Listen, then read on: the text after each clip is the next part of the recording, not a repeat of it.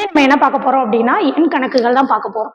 இரு எண்களின் கூடுதல் 8, இரு எண்களின் வித்தியாசம் 4 எனில் அந்த எண்களின் பெருக்கல் பலன் காண்க அப்படின்னு கொடுத்துருக்காங்க. ஸோ இரு எண்களின் கூடுதல் அப்படின்னா அப்ப எக்ஸ் பிளஸ் ஒய் நம்ம அந்த எண் என்னன்னே தெரியாது. ஸோ நம்மளாம் எக்ஸ் ஒய்ன்னு எடுத்துக்கிறோம் 8.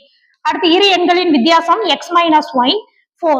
அப்ப இதை அப்படியே கூட்டிட வேண்டியதான். பிளஸ் ஒய் மைனஸ் ஒய் நம்மளுக்கு என்ன ஆயிரும், கேன்சல் ஆயிரும். இப்ப X plus X 2x 2x equal to இங்க கூட்டினா என்ன வந்துடும், 8 பிளஸ் 4 12. அப்ப எக்ஸ் ஈக்குவல் டு என்ன வந்துடும், இதுல இருந்து 12/2. ஸோ கண்டுபிடிச்சனா அடி கொடுத்தனா எக்ஸ் 6. அப்ப எக்ஸ் ஈக்குவல் டு 6ன்னு நம்ம ஏதாவது ஒரு ஈக்குவேஷன்ல கொண்டு போய் போடுங்க. நான் ஃபர்ஸ்ட் ஈக்குவேஷன் எடுத்துக்கிறேன். அப்ப 6 plus Y equal to 8.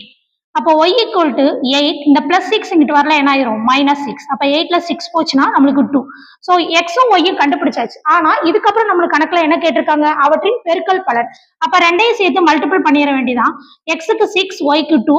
6 2s are என்னது 12. சேம் ஆப்ஷன் ஏ தான் நம்மளுக்கு கரெக்ட். இதே மாதிரியே உங்களுக்கு ஒரு சம் ஹோம்ஒர்க்கா கொடுத்துருக்கேன். இரு எண்களின் கூடுதல் 14, வித்தியாசம் 6 எனில் அவற்றின் பெருக்கல் பலன் என்ன? ஸோ இதற்கான ஆன்சரை கமெண்ட்ல சொல்லுங்க. தேங்க்யூ.